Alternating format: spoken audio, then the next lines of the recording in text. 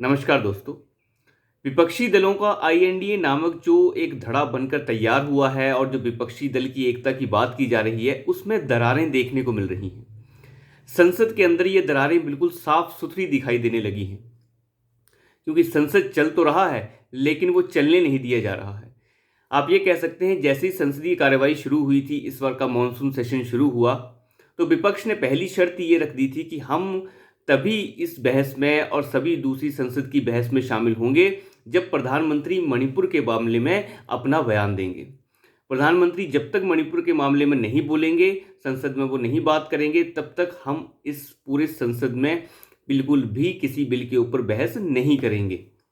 तो इस शर्त को लगाने के बाद पूरा विपक्षी धड़ा जो है, आईएनडीए का धड़ा है, वो एक तरह से धरने पे बैठ गया। ना वो संसद चलने दे रहा है, और संसद चलने के दौरान इतना हंगामा हो रहा है। हालांकि सरकार जो भी संसदीय कार्य हैं उन्हें पूरा कर रही है, हंगामे के दौरान ही पूरा कर रही है। जितने भी बिल हैं उन्हें ला रही है और उन्हें पास भी करा रही है।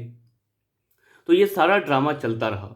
लेकिन एक चीज़ देखने को मिली है, वो ये है कि जिस तरीके से शुक्रवार को इन सारी विपक्षी दलों की मीटिंग हुई, और मीटिंग होने के दौरान राघव चड्ढा जी, जो राघव चड्ढा राज्यसभा के एमपी हैं आम आदमी पार्टी के, उन्होंने कहा कि सोमवार को दिल्ली का जो ऑर्डिनेंस है, उसका जो विधेयक है वो आने वाला है, उसका कानून आने वाला है लोकसभा के अंदर। तो हम चाहते हैं कि सभी के सभी जो सांसद हैं, विपक्षी दलों के सांसद हैं, आईएनडीए के हिस्सेदार हैं, वो सारे के सारे लोकसभा में मौजूद रहें। तो कहने का मतलब उनका ये था कि वोटिंग होने वाली है, तो आप सबको जो है मौजूद रहना है और अपनी ताकत दिखानी है। तो इसके ऊपर जो है तृणमूल कांग्रेस के डेरेक ओब्राय, उन्होंने भी ये कहा कि हाँ, हम सबको अपनी आईएनडीए की ताकत दिखाने का ये अच्छा मौका है। कहने का मतलब आम आदमी पार्टी की हाँ में हाँ मिलाते हुए दिखाई दिए तृणमूल कांग्रेस के डेरेक ओब्राय।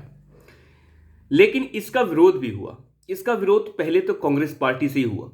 जयराम रमेश ने इसका विरोध किया, कि उन्होंने कहा कि नहीं, हमें दूसरे जो बिल हैं, जो पास होने वाले हैं, जो हो रहे हैं, उनकी उनकी जो बहस है उसमें भी शामिल होना चाहिए। चाहे फॉरेस्ट कंजर्वेशन बिल है, हमें उसके अंदर भी बोलना चाहिए, क्योंकि वो बहुत ज़रूरी बिल हैं। बाकी दूसरे बिल भी हैं जिनके ऊपर हमें बोलना चाहिए।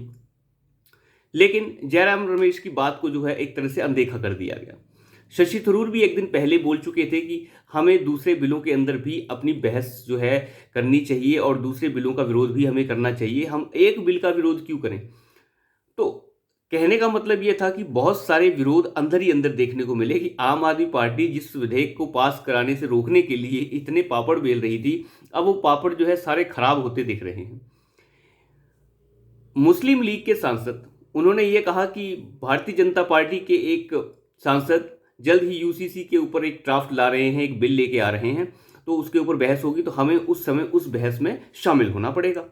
तो सभी के सभी आईएनडीए वालों ने ये कहा कि नहीं नहीं, आप उसमें शामिल मत होइएगा, कहीं ऐसा ना हो कि ऐसा संदेश चला जाए या गलत हो जाए। हम किसी भी बहस में शामिल नहीं हो रहे हैं, प्रधानमंत्री मोदी के बोलने का इंतजार कर रहे हैं, तो उससे पहले हम किसी बहस में शामिल कैसे हो जाएं। साथ ही साथ नेशनल कॉन्फ्रेंस के एमपी, उन्होंने धरने से उठकर एक बहस में शामिल वो हुए, जब संसद में एक बहस चल रही थी, और बहस चल रही थी जम्मू कश्मीर के एक विधेयक को लेकर, तो वहां पे जाके वो शामिल हुए। तो कहने का मतलब यह है, सारा विपक्षी धड़ा अपने अपने हिसाब से कर रहा है, जहां जहां उसे जो जरूरत पड़ रही है वो कर रहे हैं। ऐसा नहीं हो रहा है कि एक स्ट्रेटजी बनी हो, उसके अधीन सारा काम हो रहा हो। तो सभी लोगों का अंदर ये कहना था कि जब हमने ये कह रखा है कि हम किसी भी बहस में शामिल नहीं होंगे जब तक प्रधानमंत्री बोलेंगे नहीं, तो हम इस एक बिल के लिए क्यों अंदर जाके बहस में जाएं और वोट करें। जब हम और बड़े बिलों के लिए नहीं गए, तो इस बिल के लिए हम क्यों जाएं। तो तृणमूल कांग्रेस और आम आदमी पार्टी का गठजोड़ वहां पे दिखा है। आम आदमी पार्टी कुल मिला के ये दिखाना चाहती है कि हम जो अरविंद केजरीवाल की पूरी अगुवाई में ये पूरा का पूरा हमने विपक्षी दलों के साथ मीटिंग्स की हैं और उनको इकट्ठा किया है दिल्ली के विधेयक के खिलाफ जाने के लिए, तो आम आदमी पार्टी कितना दम रखती है ये दिखाने की कोशिश हो रही है। लेकिन आम आदमी पार्टी, अरविंद केजरीवाल भले जितना मर्जी जोर लगा लें, ये विधेयक रुकने वाला तो है नहीं। लेकिन आम आदमी पार्टी ये चाह रही है कि वो अपना शक्ति प्रदर्शन कर सके, वो बता सके। आम आदमी पार्टी के कुल 7 या 8 सांसद लोकसभा में हैं, एक सांसद लोकसभा में है, और 7 या लगभग 8 सांसद राज्यसभा के अंदर हैं, सिर्फ एक लोकसभा के अंदर है। और राज्यसभा में से भी एक संजय सिंह पहले ही बाहर हो चुके हैं, क्योंकि उन्हें जो है सभापति ने बाहर निकाल दिया है। उनके व्यवहार को लेकर उन्हें बाहर कर दिया गया है, तो अब तो एक तो वैसे ही कम हो गया है। तो कुल मिला के ये जो मैसेज देने की कोशिश थी, ये मैसेज दिया जा रहा था कि सभी लोग उस दिन प्रेजेंट रहें। ये मैसेज एक तरीके से शरद पवार को भी था। शरद पवार जो 1 अगस्त को एक कार्यक्रम में हिस्सा ले रहे हैं, जिस कार्यक्रम में प्रधानमंत्री मोदी को सम्मानित किया जाना है पुणे के अंदर। तो पुणे में रहेंगे शरद पवार और वो एक तरीके से आप कह सकते हैं अगुवाई करेंगे उस कार्यक्रम की जिसमें प्रधानमंत्री मोदी को सम्मानित किया जा रहा है। सभी के सभी आईएनडीए वाले ये कह रहे हैं कि आप लोग जो हैं शरद पवार के ऊपर दबाव बनाया जाए, कांग्रेस शरद पवार के ऊपर दबाव बनाए कि वो इस कार्यक्रम को जो है रद्द करें या ना जाएं उसमें, ताकि जो है इस तरीके का संदेश ना जाए कि कुछ जो आईएनडीए के हिस्सेदार हैं वो प्रधानमंत्री मोदी को सम्मान दे रहे हैं। तो कुल मिला के ये है, आम आदमी पार्टी ये देख रही है कि बहुत सारे सदस्य जो है अपनी मनमानी पे उतर आए हैं, और जिस दिन वोटिंग होगी आप देखिएगा फ्रैक्चर्ड सिस्टम को देख के आम आदमी पार्टी बेहोश हो जाएगी कि कोई सांसद कोई भी कहीं भी सपोर्ट करने नहीं आएगा।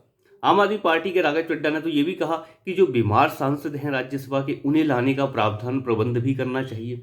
आपको पता ही होगा मनमोहन सिंह बीमार हैं, हालांकि वो राज्यसभा के सांसद भी हैं।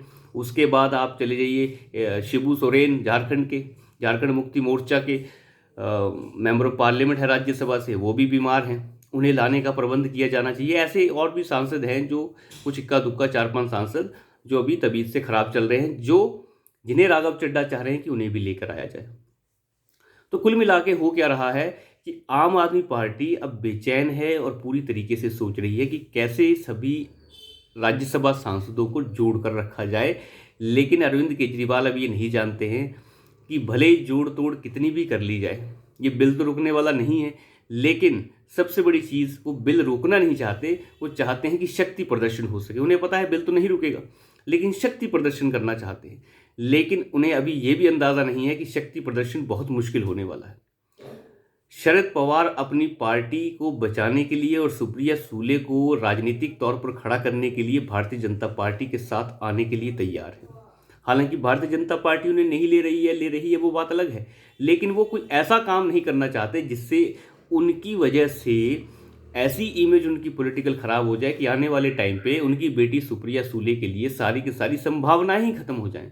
वो ऐसा काम करने से बच रहे हैं। अब शरद पवार जैसे लीडर, जिन्हें जो है चाणक्य बताते हैं सारी विपक्षी दल, वो अलग धीरे धीरे हो रहे हैं। और ये सारे के सारे सांसद उस समय अलग अलग बहाना करके गायब होने वाले हैं। और ये चीज़ देखने वाली भी होगी कि कितने वोट सपोर्ट में डले, कितने नहीं डले।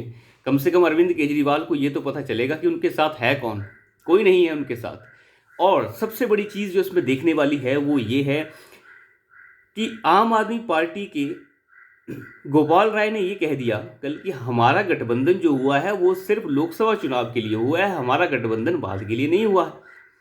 तो गोपाल राय ने ये बात बिल्कुल साफ कर दी कि हम विधानसभा चुनावों के लिए, आने वाले विधानसभा चुनाव मध्य प्रदेश, छत्तीसगढ़, राजस्थान, इन मामलों के लिए हमने कोई गठबंधन नहीं किया है। तो आम आदमी पार्टी ने ये कांग्रेस को एक तरह से मुंह पे तमाचा जड़ दिया है कि आप जो कह रहे हैं हम आपके साथ नहीं हैं, हम सिर्फ इस विधेयक को रुकवाने के लिए आपके साथ हैं और लोकसभा चुनाव तक हैं, उसके बाद हम आपके साथ नहीं हैं। तो ये किस तरीके का गठबंधन है? ये गठबंधन बिल्कुल ठगबंधन है और इसमें कुछ नहीं है। और आम आदमी पार्टी जिस तरीके से तमाचे जड़ रही है कांग्रेस को, तृणमूल कांग्रेस जिस तरीके से तमाचे जड़ रही है और कांग्रेस वो तमाचे खा रही है, अपनी विचारधारा को छोड़ के, अपने एजेंडे को छोड़कर कांग्रेस पार्टी आम आदमी पार्टी के पैरों के नीचे पड़ी है और तृणमूल कांग्रेस के पैरों के नीचे पड़ी है। अभी जब मीटिंग हुई थी विपक्षी दलों की, आपने देखा होगा तृणमूल कांग्रेस को हाथों हाथ लिया है कांग्रेस पार्टी ने, अपने बगल में बिठा के रखा है सोनिया गांधी ने ममता बनर्जी को, हाथ के साथ हाथ मिला के और कंधे के साथ कंधा मिला के चली कांग्रेस पार्टी वहाँ पे। जो पार्टी का नाम अभी जो विपक्षी दलों ने नाम रखा आईएनडीए, वो भी ममता के मुंह से निकलवाया गया कि ममता बनर्जी की देन है। तो कुल मिला के इस तरीके का माहौल बनाया गया। लेकिन ये सारी खटास जो है बड़ी जल्द नजर आने वाली है। फिलहाल तो ये सोमवार और मंगलवार को ही नजर आ जाएगी, जब ये पता चलेगा कि कौन वोट कर रहा है कौन नहीं कर रहा है। सब अपने हिसाब से चल रहे हैं और ये कह रहे हैं, जब सबने वादा किया था कि संसद में भाग नहीं लेना है तो फिर क्यों लें हम इस चीज़ में। तो देखते हैं क्या होता है नज़ारा। तो अभी के लिए इतना ही। धन्यवाद।